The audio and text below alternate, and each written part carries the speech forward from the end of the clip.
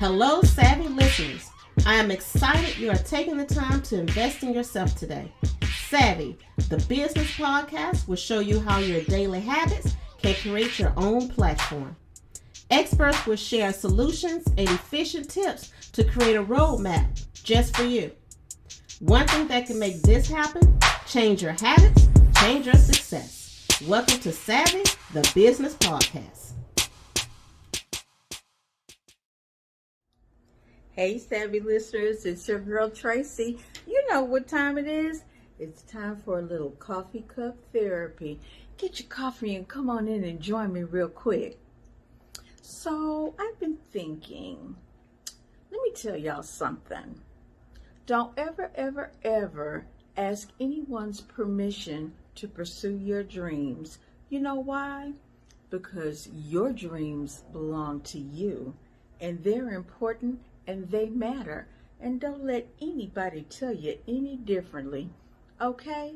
Remember, you're the captain of your own ship, the author of your own story. So you are the one that's in charge to make these dreams a reality. So I say, work hard, dream big, and make those dreams a reality. You know that old saying, go hard or go home. So go out there and be awesome today, folks. Have an absolutely amazing day. Enjoy your coffee. And remember, this world absolutely needs you. Oh, and one more thing. Don't forget, send me some feedback. And send those emails to media@savvymag.biz. I hope to hear from y'all.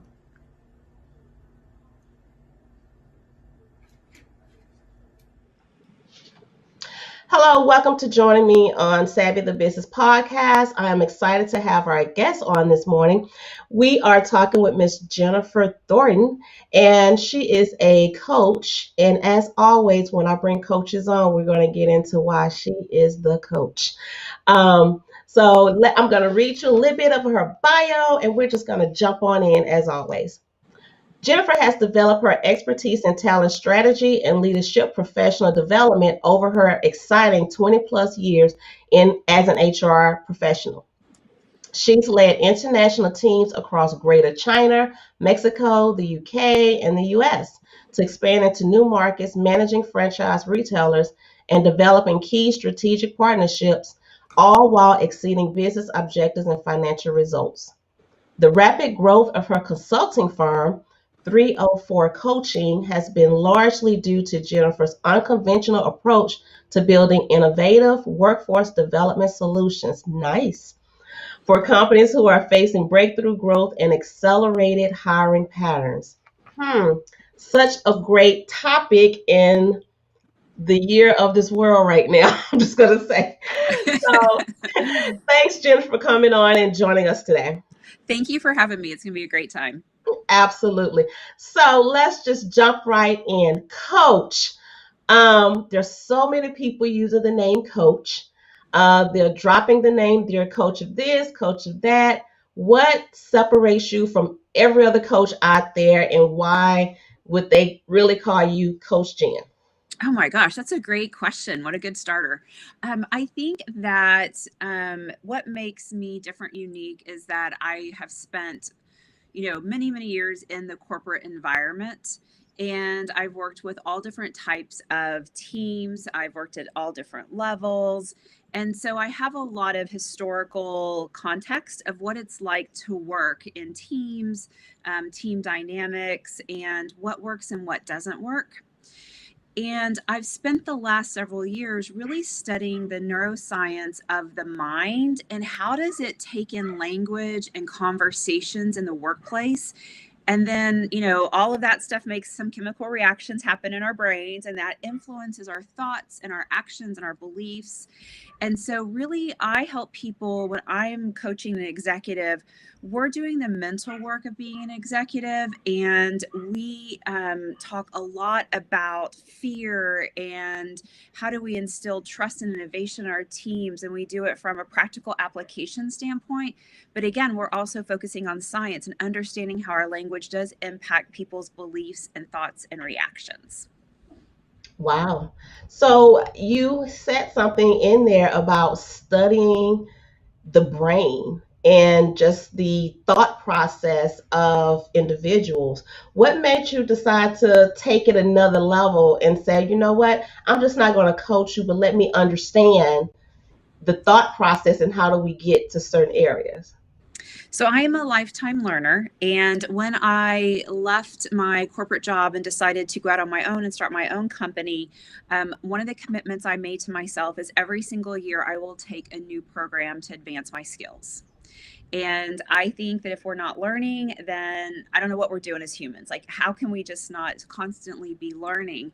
And several years ago, I was in search of what was next for me and what was important to my clients, what was important to me. And I came across an incredible program called Mhm. Conversation Intelligence. And there are just a few of us in the world that are certified by Judith Glacier. She had spent 40 years studying the neuroscience of the mind in the workplace and its impact on the business results. And I just got the, came across it by chance actually, and thought this isn't great, and fell in love with her, fell in love with her teaching. And in fact, in March, I started a different neuroscience coaching program because I want to learn from other people who also are as passionate about it as I am. So, that's, how it happened. I came across it by chance, and it was really life changing for myself. I learned some of the things I thought was really good to say at work is really inciting fear in others. And, what we know about the brain, most of what we know about the brain, we've only discovered over the last 20 years. And if you think about how we were taught to lead, these practices have been around for more than 20 years. And so, how we've been taught to lead in the past oftentimes creates fear. Therefore, we're not getting the results that we want and desire. Wow. Yeah, absolutely. And speaking of fear, not only what the world went through in 2020, but the loss of jobs, the self esteem, I mean, just the mentality of everything happening. And it was absolutely nothing that could be done, or, as hard as you try to, find a job, provide for your family, or if you are a business owner, what, oh my God, what's going to happen, or and on the other side of it, it was some positive things for some people because they started a lot of businesses. Mm-hmm. So it was almost a year, not almost, it was a year of reflection for so many people, but they're getting to that point. So what would you say to someone on both sides of it? Great, you discovered this talent that you have and you push forward and started a business. And then on the other side, it's getting back into that workforce, changing your mindset, understanding some of those triggers to get you back up and going. So, what I would say, first of all, is fear is only a chemical reaction. There's actual no validity to it. And I think that's what we have to often stop and realize, that when our guts like, oh, or we make up a story in our head, like this person doesn't like me, or I'm not going to do well in this interview, it is really your body trying to keep you alive. And your brain has one job, and that is to keep you alive. And what that meant during our evolution was keeping you in the cave because it was safe in the cave, right? And it was also keeping you in a tribe because you couldn't fend for yourself. You couldn't provide food and shelter and water and heat and all that. You couldn't do it by yourself. And so we are hardwired to stay safe and stay in our comfort zone. And we're hardwired to stay within the people we know and our tribe that we know.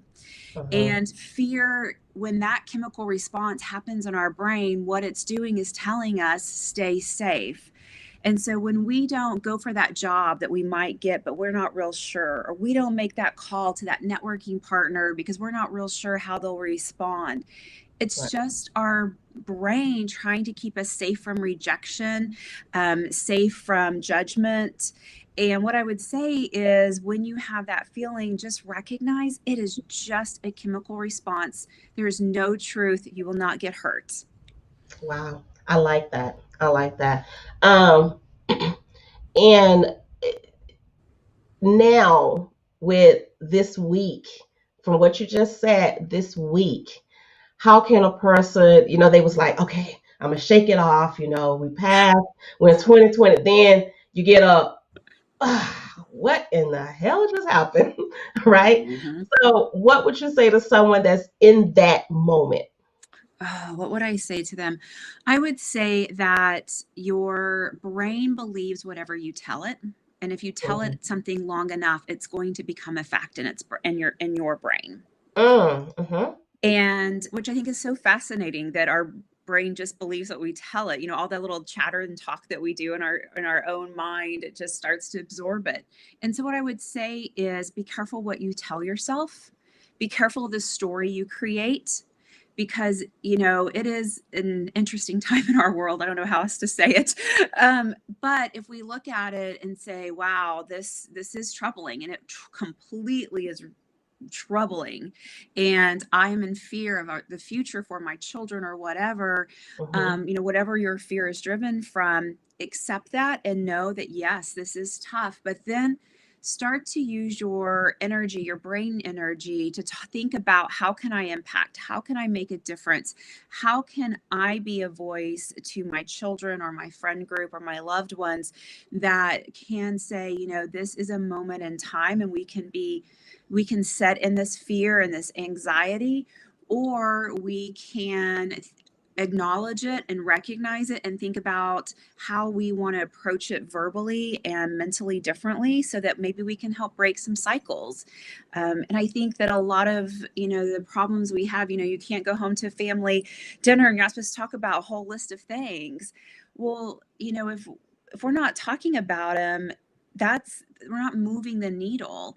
But how we talk about them is what's the difference. If you talk about it as in, these are my beliefs and they are the facts and you're crazy, and it's like, we're going to fist it out in the, living room, that's not productive. But if you go Mhm. into the conversations and you seek to understand their viewpoint, you seek to ask questions you don't know the answer to, which is a huge thing I teach. Ask questions you don't know the answer to. It's really hard to do that. Then the conversation changes, and that's when we start to make progress. But as long as we're sitting in this fear and this tribal mentality, which we are built to think of, that's our hardwire is tribal mentality, and we're Mhm. seeing that.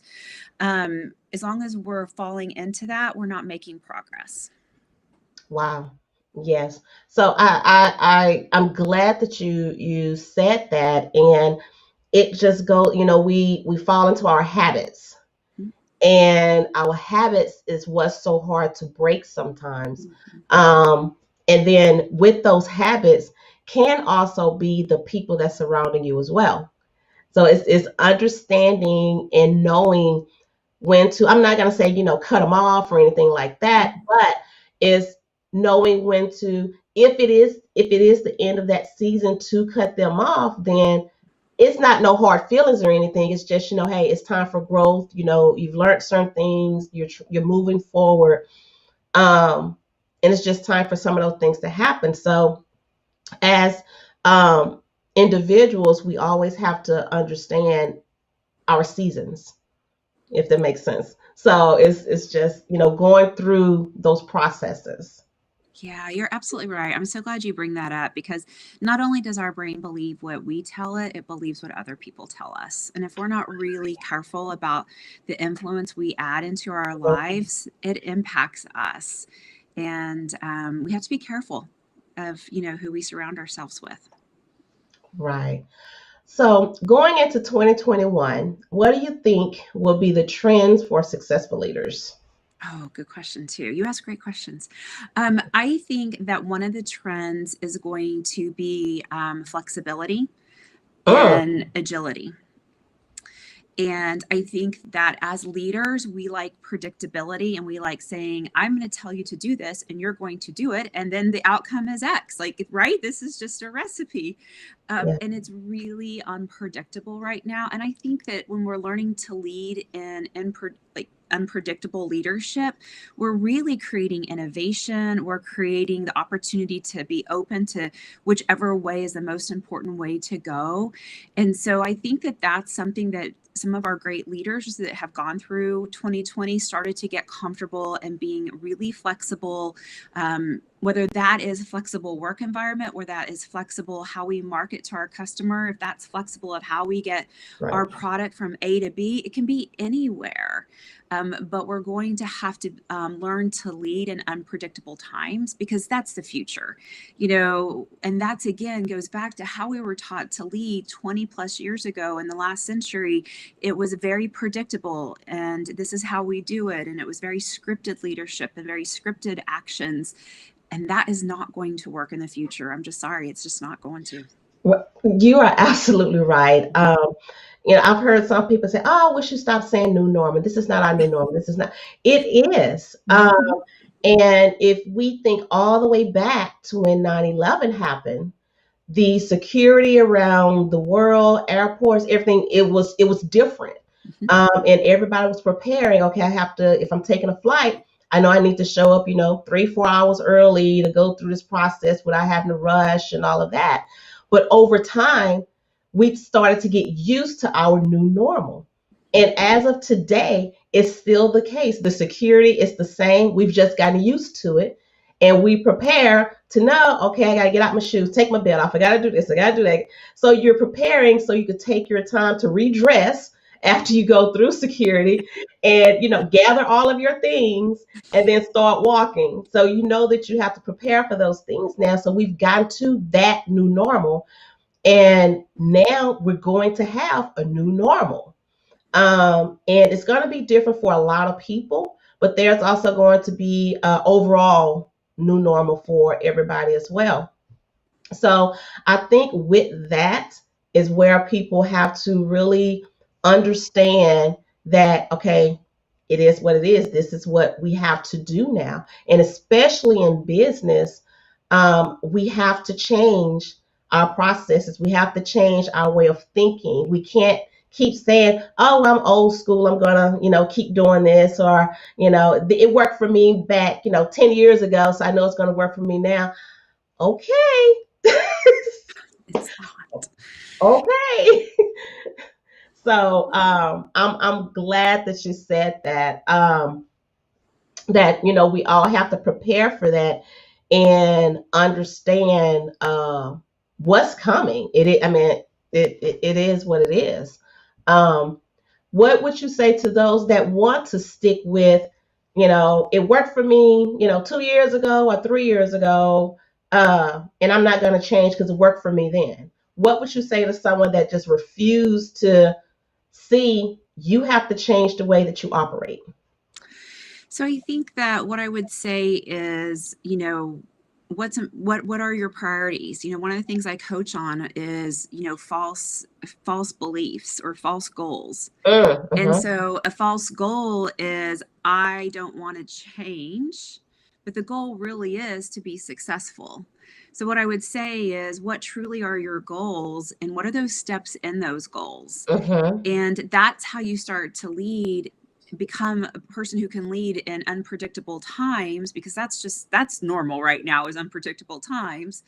You Yeah. have to say, what is the actual finish line? Mm-hmm. And am I okay with whatever, with inbounds, of course, whatever has to happen, but we're focusing on the finish line. And I think leaders that don't want to change, they're focused on the next step. They're not focused on the actual priority of whatever the end game is. And so what I would say to them is, what is your priority? Is your priority your ego attached to who you've been in the past? Or is your priority the end result that your company or you want to hit, whatever it is? But leaders have a lot of false priorities. We say we want one thing, but our actions are not anywhere near that. And so we have to get really honest with what the priority is. And then whatever those actions are to get there is what they are. Wow. How do you approach behavior change differently than more professional development educators? So obviously, I'm very passionate about understanding the brain. And so I think that is something that is different in my approach. The other thing is, you know, we as, companies, and I did this when I was running, big HR teams, we would hire someone and we would have them come in and we'd throw a bunch of executives in a room for 3 days and we would expect them to come out new people like it was like an easy bake oven, and we just threw them in and set the dials and out they came exactly how we wanted them. Right. It doesn't work. And it's just money out the window and it's wasting people's time. And so when I started thinking about adult education and adult learning and really changing how people lead in the work environment, I had to start to think about why it didn't work, because that's what's important to know. So I basically sat down and made a list of why traditional training hasn't worked in corporate in the past. And there's a long list of different things. And then I re-engineered it so that it addressed those issues. And so one of those issues is adults don't learn in big chunks. They can't sit in a room all day and do one task, right? They can't. You can't. I can't. Everyone listening, you have to sit in a chair all day.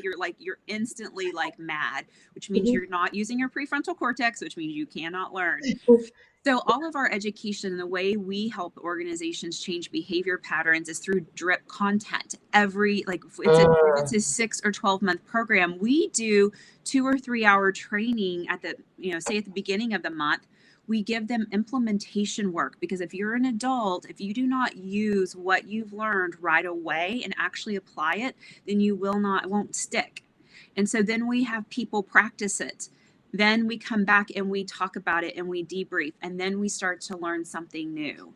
And so instead of taking 3 days and shoving someone in where they're going to remember one out of a million things you taught them, we're spreading it out over time so that people can actually use it and reinforce it. We're also keeping people in the business. And in today's world, it's expensive to pull your top performers out of your business for 2-3 days at a time, a week. It's very expensive, and they're distracted because they're worried about their responsibilities. And so not only does this methodology help the adult learner actually retain and change, it also protects the business. And I think that's a big important thing we have to think about in today's world is you can't unplug and hide for several days in today's business. So how do you address that? We also are really passionate about coaching. Because, leadership, I always say, is about 20% skill, about 80% mental. And if you're not doing the mental work about change, which is just like the question you just asked, what happens if someone doesn't want to change? If you're not doing the mental work around changing behaviors or growth behaviors, then it also doesn't stick. And so we take kind of all those concepts, and when we build education for organizations, we really think about how does that adult learn and how can we truly change their behaviors based on what we know about that. Wow. It's crazy how you're absolutely right. With adults, we can't, sit for long. We have to, learn in small increments and, do the hands-on and all of that. And, we look at kids or a 5-year-old, their attention span is not that great. You got to do a little bit of time. And here you are as an adult doing the same thing. So Same thing. it's crazy how, that made a circle. And the same thing, we have to do increments for it to stick. Wow. I know you have a passion for conversation intelligence. What is it? So it's really understanding the neuroscience of the mind and understanding your language as a leader or as a peer, as anyone, any conversation you're having. It's really understanding how do your words, actions, how do you enter into that conversation so that you're using language that promotes the right chemicals in the person's mind, little oxytocin, little dopamine hit, all the good stuff. And so that they can really engage with you in a way that's creative and collaborative. And for yourself, understanding how does your brain work unconsciously, and how does that impact your internal thoughts, your internal actions, and really starting to lead in a way that works with the neuroscience of the mind and not working against it. Because like I said earlier, a lot of things that we've been taught to say and do really promotes fear in the brain, and we're shutting down the best part of what we need. We learn in the prefrontal cortex, we create, we innovate, we control our emotions. All that stuff's happening there. And as soon as someone's primitive brain and fear kicks in, that shuts down. And so you think of that old school, if someone's not hitting their numbers, you get on them, you yell at them, you tell them this and you tell them that. Well, as soon as you do that, everything that you need, creativity and innovation to get the sale, just got turned off. And so we have to help people understand that their language is either getting them the results they want or they're not. Wow. What can someone expect when they contact you and want to work with you? Because we're hearing a lot of the conversation about studying the brain, the different triggers, your frontal lobe, all of these different things. Someone may be like, ooh, she's gonna hook me up to a machine and she's gonna shock me, Is what can they expect when they come to work Mhm. with you? Is Mhm. there an initial test or survey that you give them Mhm. to give you some type of baseline to know where to start? What is their first step when they come to work with you? So when I start working with an organization, the first thing we do is we really diagnose not only what their problems are, because I really don't have concern about what our current problems are because they're actually past tense. Mm. If I say today my problem is X, well, that was actually yesterday's problem that's influencing me today. It's really not today's problem. That's what I'll talk about tomorrow. And so what I start to do is really talk to organizations about where are you going? And based on where you're going, what type of leadership skills and competencies and way of work are needed to be successful there? And that allows us to then start to create programs and leadership and coaching that speaks to where we're going. And I think that's a big difference. But when I start working with people, they want to start telling me all this stuff. And I'm like, whoa, whoa, whoa, where are we going? Like, that's what's Yeah, important. right. Because let's not teach people to fix yesterday's problems. Let's teach them to be ready for tomorrow's unpredictability.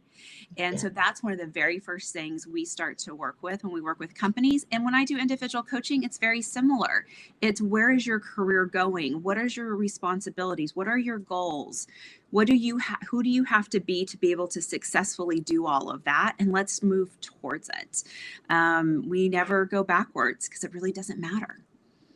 No, you're absolutely right. And how can you stop someone from going backwards? Because what you just said, today's problem was yesterday, but we tend to sit into that bucket Mhm. and, oh, well, this happened because of this happened, oh, because of this, that happened. How can you pull someone out of that bucket and say, okay, we're going to dump you out of this bucket and we're going to start flat on the ground and start fresh? Yeah.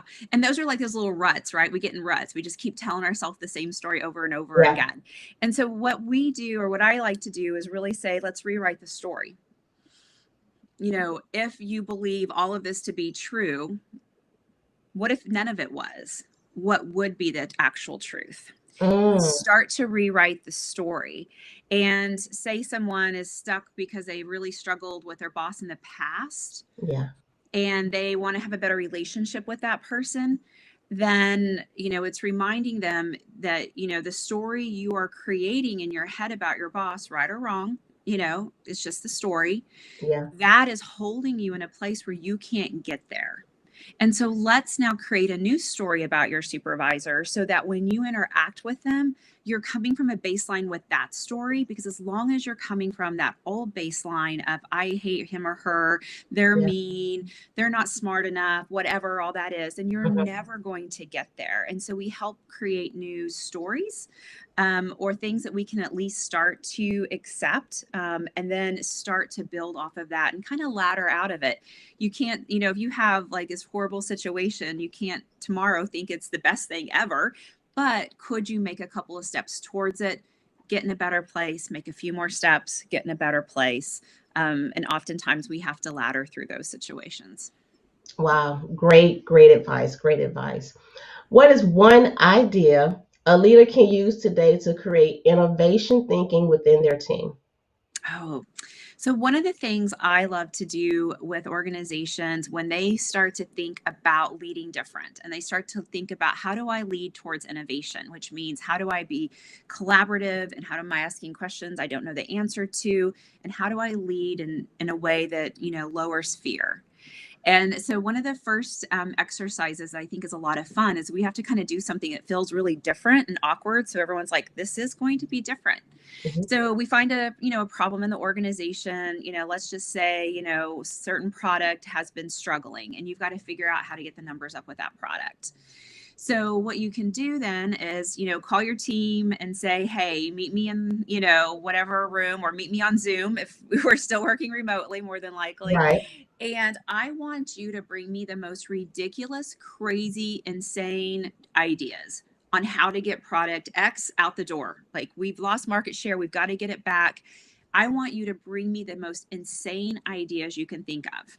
And in fact, I will reward the person who has the most ridiculous idea.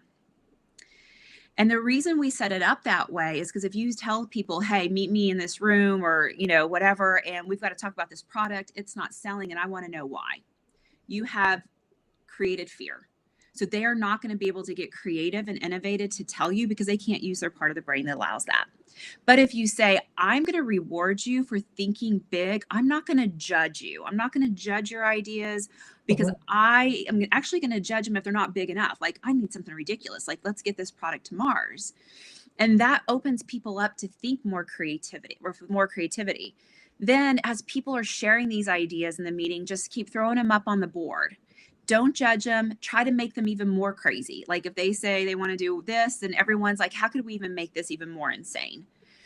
Keep thinking big. Yeah. Even if it is impossible, don't say that. Don't go, well, I really couldn't do that. Like, go, no, we could, like, could we do that? Because what happens at the end of that exercise, you're going to find some common themes across all of those ideas. And those common themes are actually probably your problem and what you need to deal with. And then, that gives you a starting point of where you can go. But if you don't go and try to think so huge, you're never going to find really what you need because your brain will limit itself because it won't want to be judged in the room. And then afterwards, as people are driving home and they're thinking, oh God, I hope I didn't say anything too ridiculous. Make sure you also reward people. It's probably just bragging rights for all their crazy ideas. Yeah. But send them an email afterwards or something and just say, I loved all of the ideas. You guys really stretched it this time. Love, as you think of more of these ideas, please continue to share them with me. That starts to create innovation in the workplace and starts to remove judgment from ideas to drive the business. Wow. Let's flip it on the other side. For an employee that is at a company and you have these bosses that's I'm the boss, I'm the boss, I'm the boss, and okay, everyone knows that. But you have people in that they understand their job, they are talented, they have these skills, they're self-taught or they've taken an online course, whatever the situation may be. But instead of just saying, oh wow, I really have someone here that understands what's going on and I don't have to worry about, that person, they're actually giving me ideas to help move forward. What do you say to a person that's struggling with working with a boss like that, whether they're the owner of the company or they're just one of the executives, but you have that person that's constantly, pushing you down? It's almost like they're fearing like, okay, well, you can't look better than me. So what would you say to someone that's struggling with that? So what I would say is, those are tough situations, but there are some techniques that you can try. And even, some of those most, kind of tyrant bosses out there, there's always one person in the company that seems to can tell them the truth and they don't respond poorly to that person. And everyone's like, why can that one person say it, but no one else can, right? It's because they've Yeah. created a different relationship with that person. And so what you have to do is create a different type of relationship and you have to come at it from a point of curiosity and getting them curious in what you know. And because the brain is a curious, and if it thinks it knows everything, you have to get it curious. And so, if you know why a product isn't selling, or why there's a problem at the company, but you are scared to tell your boss, but you can make a difference, and you're afraid that he or she's just going to go off on you, so you are Uh-huh. choosing to be quiet. What I would say is, go in and say, hey, I have some information that I think you would find, very valuable. I've got some really good ideas, what I think might work, and I think they could impact the business. And I, to be honest, am a little nervous to share them with you because it's looking at things very differently. But I have the data and I have the research. Are you open to hearing some of this? Because you're telling them, I've got some ideas. You're being honest around, I'm not sure if you're going to like them. So you're telling that person, she's, there's some curiosity there. She's a little afraid, why is that? Do I need to listen a little bit more? She has data to back it up. And then you ask for that permission. And then if they're like, yeah, you can tell me anything, and you're not quite sure they're there yet, go, Yeah. is this the right day? Are you at a place today that you want to hear this? Yeah. And get them to say yes. And if you start to tell them and show them the data, and they're like still combative, and it's, you're like, no, this is true, and they're just addicted to their own viewpoint, their own need to be Yeah. right, then you just remind them, say, I know this is difficult to hear, but you committed to looking at this in a new way. Are you sure this is still a good time for you to look at this in a new way? And see what they have to say. And if they say no, then accept that they're not in a place. If they say, oh, you're right, okay, then what you're doing is you're building a new relationship with that person, where you can be that one person that's honest with them, because you're not forcing it on them. You're not telling them you're wrong. You're getting permission to show up and be honest. I like that. Get permission. Get permission. I like that. What is a common power play that keeps teams from realizing their business goals? So I think one of the things I see that's really common is that when you think of a group of leaders, so cross-functional group of leaders, whether that's executives or directors or managers, what happens is when we start to work together, we go into protection mode. We want to protect our own job because, again, we don't want to lose our job. We got to look smart. We got to, we don't want to, get in trouble. And we also start to protect our team. And that is very natural. Again, it's very tribal. I'm going to protect me and my team over anything else. And there's some things in that which isn't bad. But what happens and why there's so many power plays in groups of leaders is because they're so busy protecting themselves and their team. They're not protecting the actual objective of the organization. And that's what has to change. Teams have to be so protective over the objective or the goal that 5 different departments are working on, that they stand together around that, and then their teams start to follow in suit with that.